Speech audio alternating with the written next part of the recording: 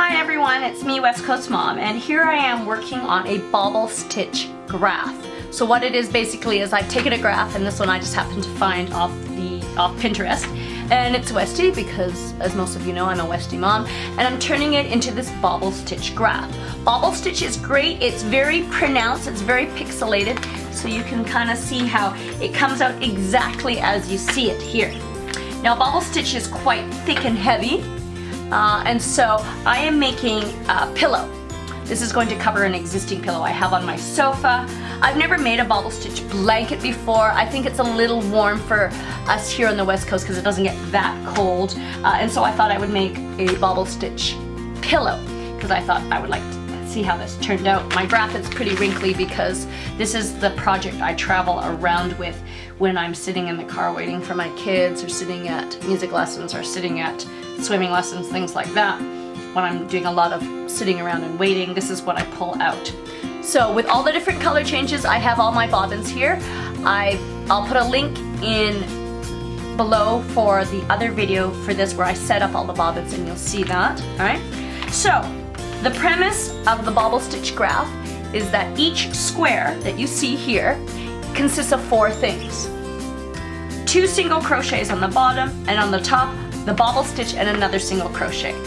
So when you do that, each bobble is separated by single crochets on the bottom and the top and in between. That makes the bobbles sort of more pronounced and they stick out, and it kind of gives a nice sort of 3D effect.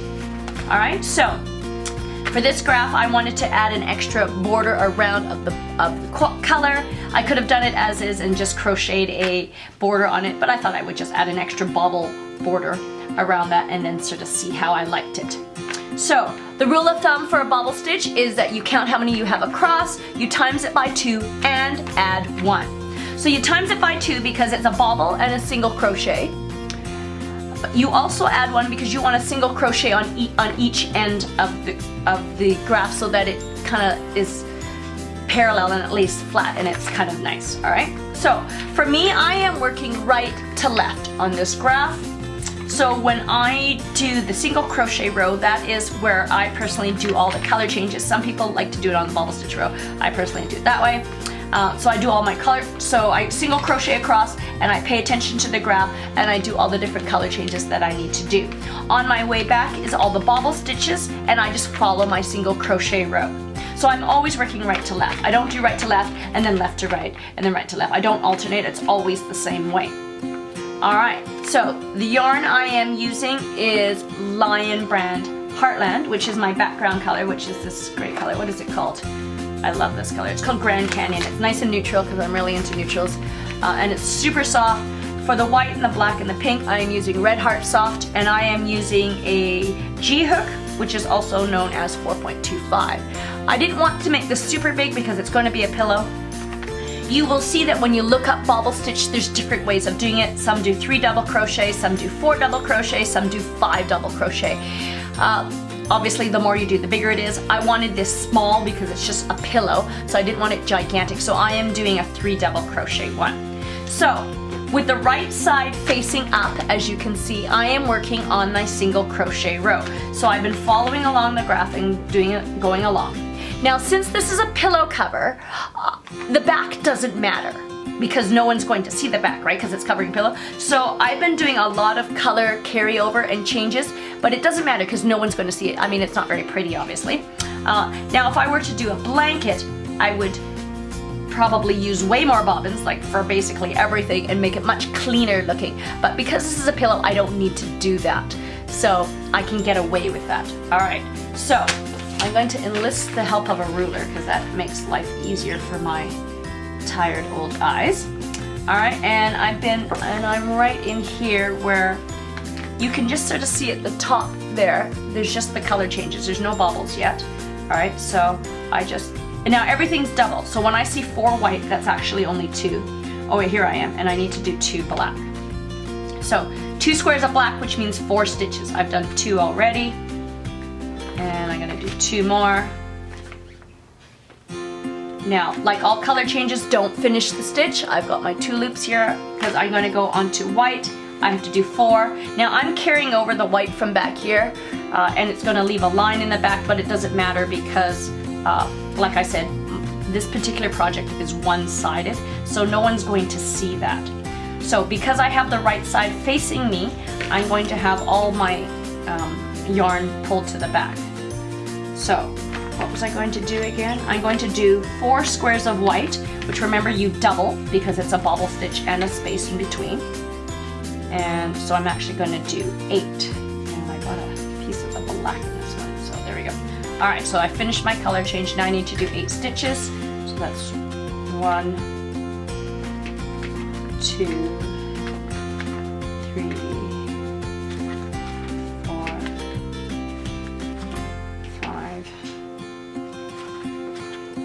6, 7, 8. Now don't finish the stitch because I'm going to do a color change, and you always finish on the next color change. So now I need to do 2 black. Okay, oh, I got black here, so I don't need to use this black anymore that I was carrying over. So this black, once I untangle here, I can wind up and clip on. That's why these bobbins are great, because they clip on, they're out of the way, right? Because I'm going to use this black now. So do my color change. So I've done the 4. I need to do 2 blocks of black, which means 4 stitches because you have to double it. You have to always constantly remember that you're doubling everything. But at least you know that when you're working with a graph like this, it should line up perfectly. So it should make sense. And it should work out in the end. If you're off by 1, you know that you miscounted something, and sometimes I do that. So that's why it's nice to have that sort of built-in check for every row. All right, so what am I going to do now? I'm going to do 3 white, which means 6 single crochets. I've done 2, 3, 4, 5. I mean, I need to carry this black over, or actually I have a black coming up, I'll use that one. 5, 6. So now I need to do black. I'm not going to do this black because the other black is closer. And like I said, I can carry over in behind. No one's going to see it. So it doesn't matter. So I'm going to use this black because it's closer. And for me, that makes the most sense. So I just need to pull it over and make sure it's not too tight. I cinch up the white a bit there. All right, and let's see, it's going to be 1 black, which means 2 stitches, and then I go back to white. Don't finish the stitch, do my white, and then there's a black again for the border, and then it's back into my background color. All right, so I'm going to finish this row off, and then I'm going to come back with the bobble stitch, and you will see how that is. Okay, so I finished that single crochet row, and it always is a bobble and a single crochet, or a single crochet and a bobble. And then there's an extra single crochet on the end so that it makes the edges nicer. All right, so now I flipped it over. So here's my underside. And like I said, it's a big kind of mess but that's okay because no one's gonna see it. So, and I'm too lazy to do extra bobbins, so that's fine. So I'm actually finished with this graph right now because I did the row of color changes, and I know that it works out right. So I'm gonna check that row off. And I don't need this anymore because my bobbles row is going to follow exactly what I just did. So, all right, so I'm going to move this out of my way because it gets in my way when I try to crochet. All right, so at the end of the row, you always start with a chain 1 just to build it up. All right, and there's always a single crochet on the end, and then I'm going to do my bobble stitch. And like I said before, I'm doing a 3 double crochet bobble stitch, which means you do 3 sort of unfinished double crochet, and then I have 4 loops on my hook, and I go through all 4, and then I do a single crochet. Now I got to do a color change so I don't finish that single crochet. It goes into my black. Sometimes I have to cinch the yarn because it gets too loose. And then I start with a bobble stitch. So I always start with a bobble stitch. The beginning of the row started with a single crochet, but that's because that's the edge. Remember, you do double plus 1, that's what that plus 1 was. So you always start with a double, And so that's also another sort of a check to make sure that you know you're doing this right, because you shouldn't start with a single crochet. All right, color change again, two loops of black on my hook, because I'm just doing exactly what I see in a single crochet row, which is kind of nice. I like doing the bobble row because I don't really need to think. All the thinking and all the checking was done before. Now I just need to do the bobble stitch, which I prefer. Some people do the color changes on the bobble stitch row. I prefer with the more complicated stitch, which is the bobble stitch, to make it my easy row where I don't have to think. All right, I'm gonna pull the black over because like I said, I can carry yarn over. No one's going to see because I've come to some black. Now, so bobbles typically are worked from behind, so you can't really see what's going on, but it is good to check every once in a while that your bobbles are lining up, because it should be very, like I said, pixelated. Once in a while, I will turn it over and check, and my bobbles seem to be off by one. So it's always good to check because, and it's off by one because I've skipped a stitch or something like that. So if you turn it over and look, the bobbles should all line up nicely. Oh, so you know what I did wrong here is I like to do the color changes in the back. Keep all the yarn in the back. So, and I didn't do that with that one. So let's take this off. Luckily it was only about 4 bobbles. It's so that I don't have any yarn things hanging, because otherwise you get these weird sort of loops in the front.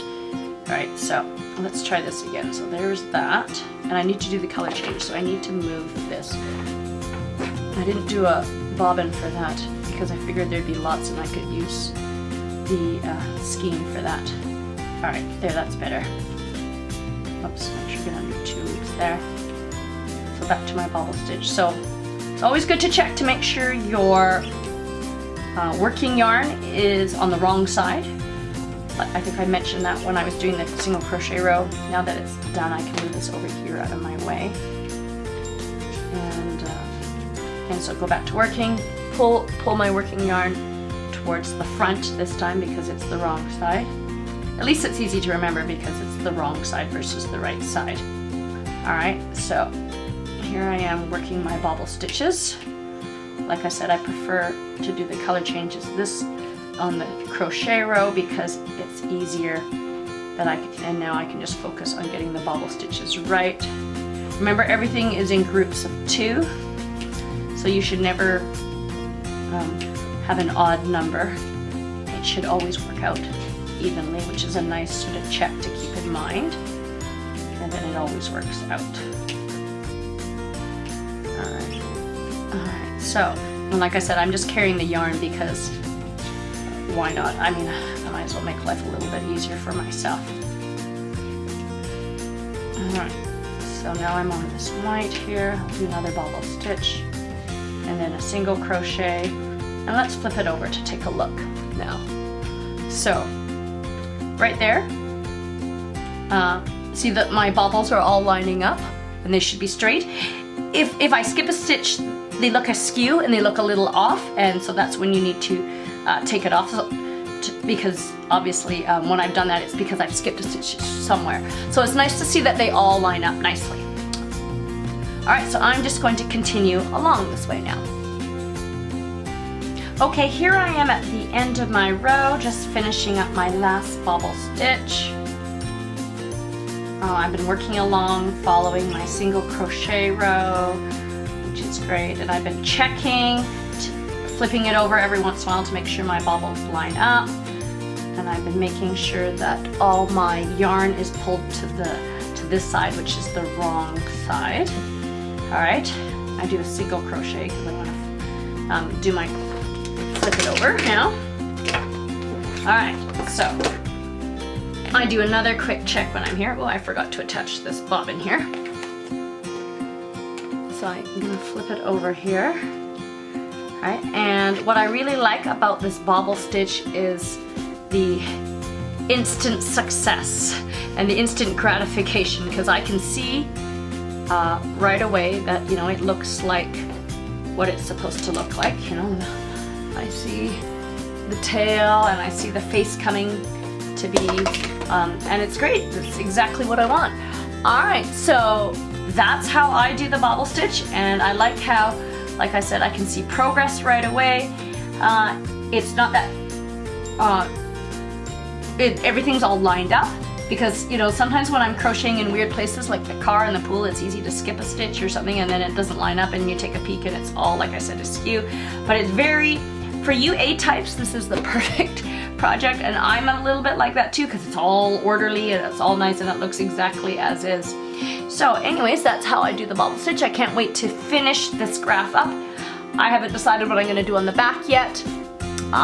You can take any graph and it'll work out. You could take a C to C graph and you can do this as well, either in a blanket or in pillow form, and it's going to work out.